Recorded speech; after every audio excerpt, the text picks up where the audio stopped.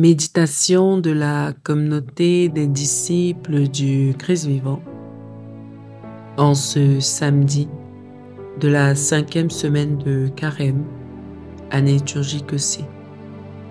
Évangile de Jésus-Christ selon saint Jean, au chapitre 11, les versets 45 à 57.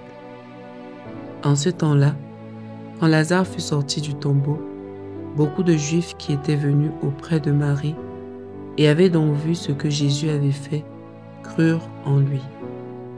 Mais quelques-uns allèrent trouver les pharisiens pour leur raconter ce qu'il avait fait.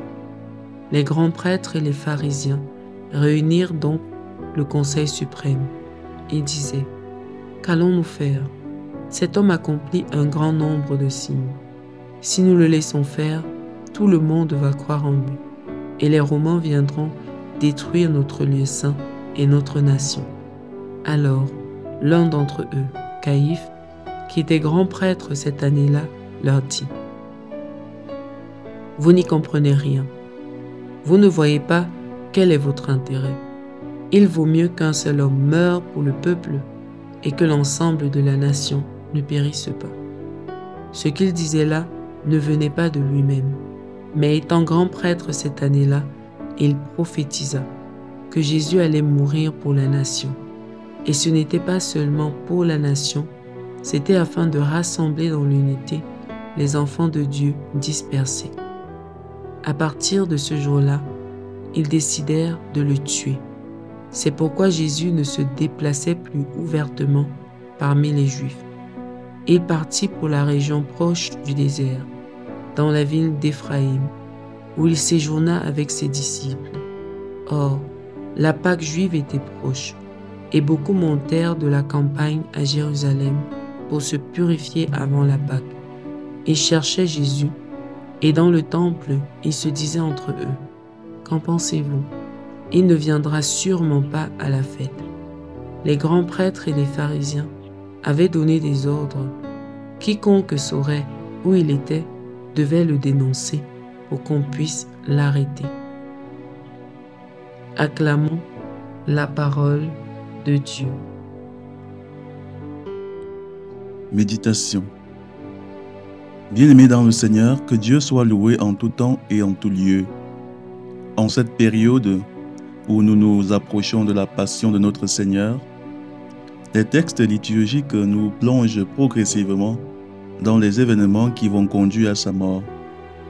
Nous voyons croître la haine des autorités religieuses contre Jésus, une haine si vive qu'elle les pousse à vouloir le faire disparaître. Parmi eux, Caïphe, grand prêtre cette année-là, animé par une hostilité meurtrière, prononce pourtant une parole prophétique. « Vous n'y comprenez rien, vous ne voyez pas quel est votre intérêt. Il vaut mieux qu'un seul homme meure pour le peuple et que l'ensemble de la nation ne périsse pas. » Sans le vouloir, il révèle le mystère du salut. Le Christ donnera sa vie pour rassembler dans l'unité les enfants de Dieu dispersés. Dans l'évangile que nous venons d'entendre, Jésus ressuscite Lazare, son ami. Ce geste puissant provoque une fracture parmi les témoins. Certains croient et se convertissent. Ils étaient heureusement plus nombreux. D'autres, une petite frange, aveuglés par leurs préjugés, vont rapporter l'événement aux pharisiens, alimentant la conspiration contre Jésus. Alors, pourquoi Jésus a-t-il ressuscité Lazare? Ce miracle n'était pas une simple démonstration de pouvoir. Il avait un but: susciter ou affermir la foi. Quand Dieu agit dans notre vie, que ce soit par un miracle extraordinaire ou un petit signe quotidien, c'est pour éveiller en nous la foi. Une foi nouvelle si nous étions éloignés, une foi affermie si nous étions déjà engagés mais vacillants, une foi récompensée si nous marchions déjà fidèlement. Mais si aucune réponse de foi ne jaillit de notre cœur, alors ces merveilles sont comme des semences tombées sur une terre dure. C'est effectivement ce qui est arrivé à la frange des Juifs qui, après avoir été témoins de la résurrection de Lazare, sont plutôt allés comploter contre Jésus-Christ au lieu de se convertir. Bien-aimés, nous devons nous poser cette question. Voyons-nous encore les merveilles que Dieu accomplit dans nos vies? Et si oui, comment y répondons-nous? Par l'indifférence, l'ingratitude, ou par une foi renouvelée, un amour plus profond et une espérance fortifiée? Prions. Dieu notre Père, par ton Fils Jésus-Christ, tu as manifesté ta puissance d'amour en ressuscitant Lazare d'entre les morts. Nous te rendons grâce pour tous les signes que tu fais dans notre vie. Augmente en nous la foi, Seigneur, afin que nous sachions te reconnaître dans les petits et grands événements. Par ton Esprit Saint, délivre-nous de l'aveuglement spirituel et donne-nous de marcher avec confiance à la suite de ton Fils, lui qui est la résurrection et la vie, maintenant et pour les siècles des siècles. Amen. Intercession.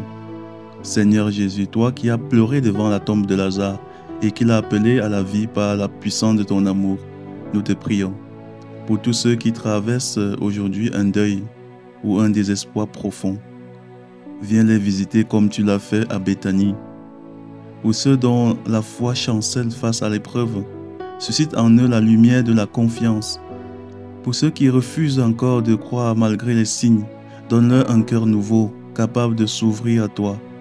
Pour nous-mêmes, enfin, fais grandir en nous la foi, l'espérance et la reconnaissance pour toutes tes œuvres.